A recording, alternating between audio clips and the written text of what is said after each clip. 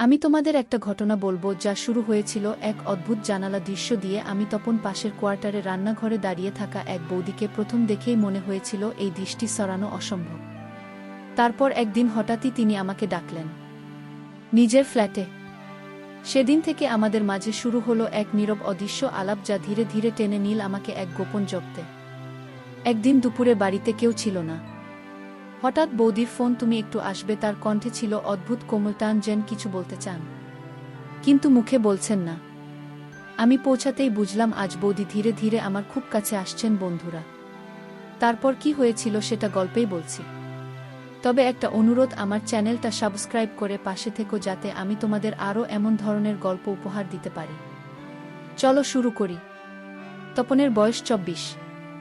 সদ্য বিয়ে পাশ করেছে, নিজের খরচ চালাতে কিছু টিউশন করে। তার মধ্যে একটি এক সরকারি অফিসারের কোয়ার্টারে থাকা পরিবারের 2 মেয়েকে পড়ানো। কোয়ার্টারগুলো এমনভাবে তৈরি, এক ঘরের জানালা দিয়ে পাশের কোয়ার্টারের ঘরও স্পষ্ট দেখা যায়। যেদিন প্রথম তপনের চোখ গিয়ে পড়ল সেই পাশের কোয়ার্টারের রান্নাঘরের দিকে, সেই দিনটা থেকেই যেন কিছু বদলে গেল তার ভেতরে। সেদিন সকাল 10টা, তপন পড়াচ্ছে সুভাষবাবুর মেয়েদের। হঠাৎ চোখ চলে গেল পাশের ফ্ল্যাটে। সেখানে রান্নাঘরে দাঁড়িয়ে একজন মহিলা, ব্যস্ত রান্না। পাতলা কাপড়ের ঘেরা টোপে লুকোনো শরীরের আকৃতি যেন জানালার কাচ ভেদ করে তপনের চোখে এসে লাগল। তার নাম বুলি বৌদি, পাশের ফ্ল্যাটের অফিসার সুবোধবাবুর স্ত্রী। অন্য দেখে তপনের পড়ানোর বাড়ির গৃহবধূ রুলি বৌদি, দুজনেই বয়সে তরুণী, স্বভাবে মিষ্টি আর দেখতে অসাধারণ সুন্দরী।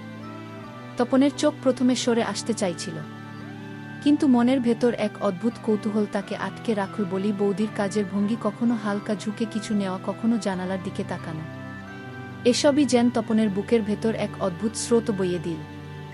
সেদিন পড়া শেষ হলেও তপনের মন আর স্বাভাবিক ছিল না।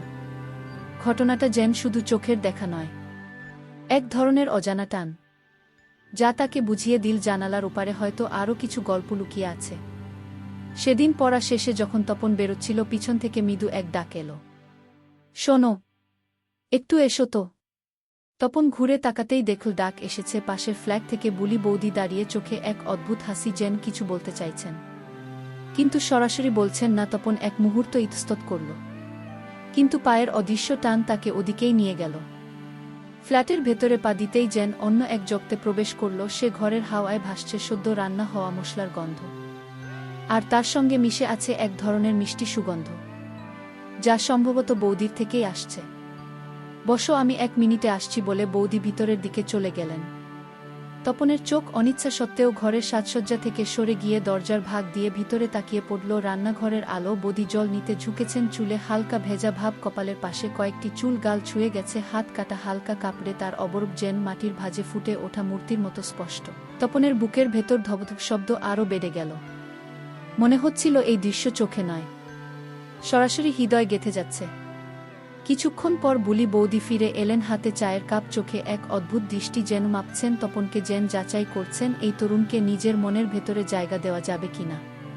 তুমি পড়াতে এসে সব সময় তাড়াহুড়ো করে চলে যাও কেন? বৌদির কণ্ঠে ছিল মৃদু অভিমান মেশানো কৌতূহল। তপন এক মুহূর্ত চুপ করে থেকে বলল, সময়মতো ফিরতে হয়তো, তবে আজ যদি বলেন বসে যেতে পারি। বৌদি ঠোঁটের কোণে হালকা হাসি ফুটল। বাইরের রোদ তখন জানালার কাছে পড়ে সোনালি আলো ছড়িয়ে দিচ্ছে, আর ঘরের ভেতরে যেন অদৃশ্য কোনো পর্দা ধীরে সরছে, যেখানে শুরু হবে দুজনের অচেনা কিন্তু গভীর গল্প। চায়ের ধোঁয়া ধীরে ধীরে মিলিয়ে যাচ্ছিল, কিন্তু ঘরের ভেতরে তৈরি হচ্ছিল এক অদৃশ্য উষ্ণতা যা কেবল দুজনেই অনুভব করছিল।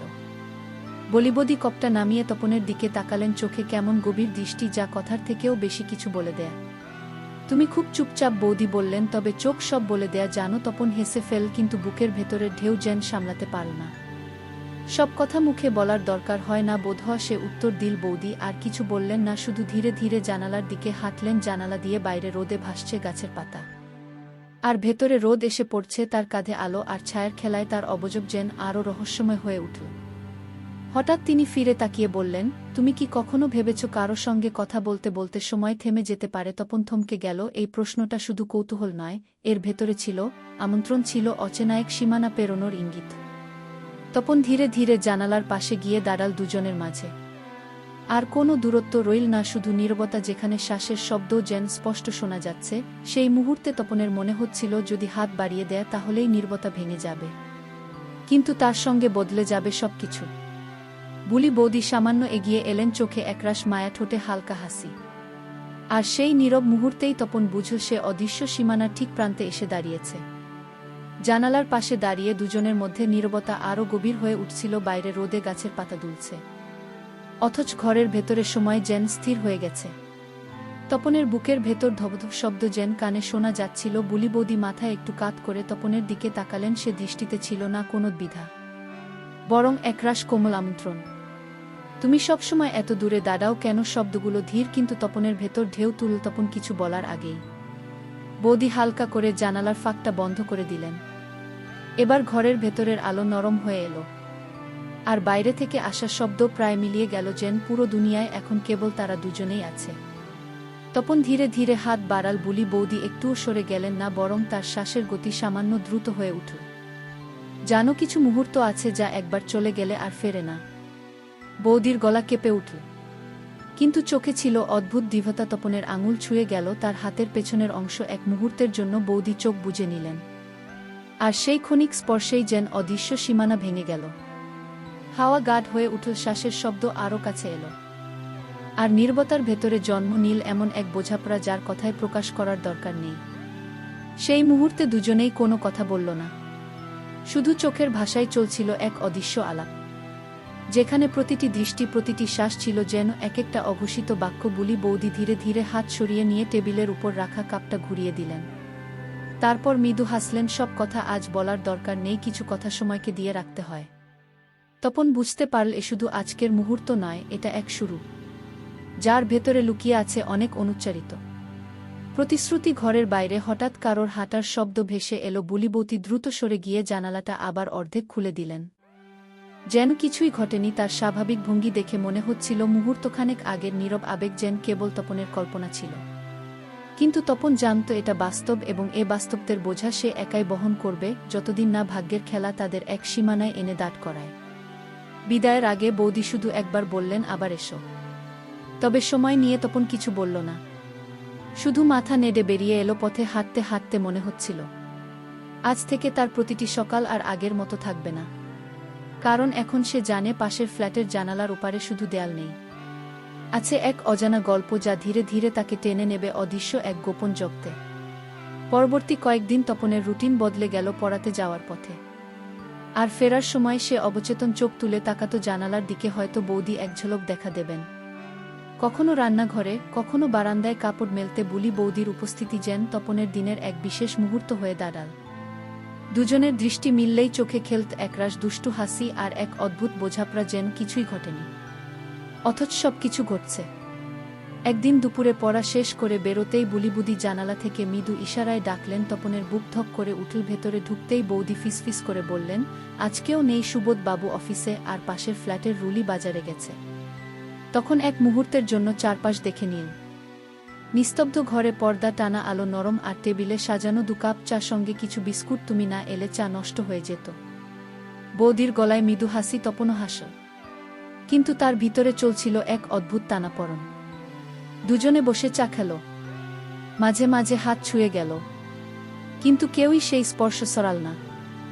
শব্দহীন সেই মুহূর্তে তাদের মাঝে যেন আরও দৃঢ় হয়ে উঠল এক গোপন প্রতিশ্রুতি, যার বাইরে দুনিয়ার সঙ্গে ভাগ করা যাবে না। হঠাৎ বাইরে কারো দরজা বন্ধ হওয়ার শব্দ ভেসে এলো। বুলি বৌদি তৎক্ষণাৎ উঠে দাঁড়িয়ে হালকা আতঙ্কিত স্বরে বললেন, যাও, এখনই কেউ দেখে ফেললে বিপদ হবে। তপন চুপচাপ বেরিয়ে এলো, কিন্তু জানত এই লুকিয়ে রাখা আকাশের নিচে তাদের গল্প কেবল শুরু হয়েছে, শেষ হতে এখনো অনেক বাকি। দিন কয়েক সবকিছু ঠিকঠাকই চলছিল। তপন আর বুলিবদি নিজেদের মতো করে দৃষ্টি আর অল্প কথার আড়ালে লুকিয়ে রাখছিলেন তাদের সম্পর্কের উষ্ণতা। কিন্তু এক বিকেলে হঠাৎ করেই পরিবেশ পাল্টে গেল। তপন যখন পড়াচ্ছিল তখন পাশের ফ্ল্যাট থেকে চাপা গলার কিছু আওয়াজ কানে এলো। মনে হচ্ছিল সুবোধ বাবু আর বুলি বৌদির মধ্যে কথা কাটাকাটি চলছে। শব্দগুলো স্পষ্ট শোনা যাচ্ছিল না, তবে স্বরভঙ্গিতে ছিল বিরক্তি আর প্রশ্নবোধক চাপা রাগ। তুমি কি কিছু লুকাচ্ছ? সুবোধবাবুর কণ্ঠ ভেসে এলো অস্পষ্টভাবে। তপনের বুক কেঁপে উঠল। সে দ্রুত পড়া শেষ করে বিদায় নিল, কিন্তু বাড়ি ফেরার পথে মাথায় শুধু একটাই চিন্তা ঘুরছিল, সুবোধ বাবু কি কিছু বুঝতে পেরেছেন? পরের দিন বিকেলে যখন তপন ফ্ল্যাটের কাছে পৌঁছল, দেখল জানালার পাশে দাঁড়িয়ে আছেন বুলি বৌদি, কিন্তু মুখে কোনো হাসি নেই, বরং চোখে ছিল অদ্ভুত ক্লান্তি আর অস্বস্তি। তপন ভেতরে ঢুকতেই বৌদি ধীরে ধীরে বললেন, কাল রাতে উনি অনেক প্রশ্ন করেছেন, জানি না আর কতদিন এইভাবে লুকিয়ে রাখা যাবে। তপনের বুকের ভেতর হঠাৎ শীতল একটা স্রোত বয়ে গেল। তাদের গোপন আকাশে প্রথমবারের মতো জমল অন্ধকার মেঘ, যা হয়তো যে কোনো সময় ঝড় হয়ে নেমে আসতে পারে।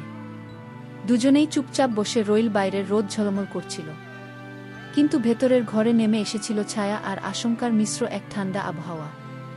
বিকেলটা অদ্ভুত ভারী ছিল।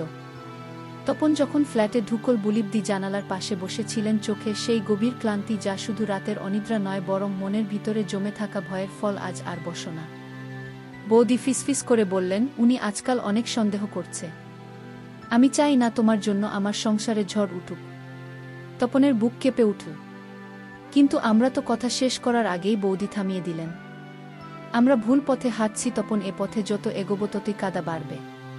কেউ জানলে শুধু আমি তুমি নয়, আমাদের পরিবারও ভেঙে যাবে। তপন চুপ করে গেল। বাইরের রোদ হঠাৎ ম্লান হয়ে এলো, যেন আকাশ ও নির্বেশুন ছিল। বৌদি গভীর শ্বাস নিয়ে বললেন, জানো তপন, সম্পর্ক শুধু আবেগ দিয়ে নয়, দায়িত্ব, সততার সম্মান দিয়ে তৈরি হয়। যে এই মুহূর্তে আমরা এই দেয়াল ভাঙি, সেই মুহূর্তে আমরা শুধু নিজেদের নয়, আমাদের চারপাশের মানুষদেরও আঘাত করি। তপনের মনে হচ্ছিল এই কয়েক সপ্তাহ যেন এক স্বপ্ন ছিল, মিষ্টি, রোমাঞ্চকর, কিন্তু বিপজ্জনক। শেষবারের মতো তারা একে অপরের চোখে তাকাল। সেই দৃষ্টিতে ছিল না আর আগের আমন্ত্রণ, ছিল এক মৃদু বিদায় আর গভীর অনুশোচনা। তপন দরজা দিয়ে বেরিয়ে এলো। পথে হাঁটতে হাঁটতে বুঝল, প্রতিটি সম্পর্কেরই একটা সীমারেখা আছে, যা পেরোনোর আগে ভাবা দরকার। কারণ আবেগের মুহূর্তের ভুল সিদ্ধান্ত চিরকালের জন্য কারো আস্থা, সংসার আর মান সম্মান ভেঙে দিতে পারে। আবেগের আকর্ষণ জীবনের স্বাভাবিক অংশ, কিন্তু দায়িত্ববোধ, নৈতিকতা এবং অন্যের প্রতি সম্মান আমাদের মানবিকতার ভিত্তি। গোপন সম্পর্ক শুধু দুজন মানুষের নয়, বরং অসংখ্য নির্দোষ হৃদয়ের শান্তি কেড়ে নিতে পারে। সততা এবং সংযমী প্রকৃত ভালোবাসার আসল শক্তি। বন্ধুরা, গল্পটি এখানেই সমাপ্ত করলাম। গল্পটি ভালো লাগলে একটি লাইক ও চ্যানেলটি সাবস্ক্রাইব করে দেবেন।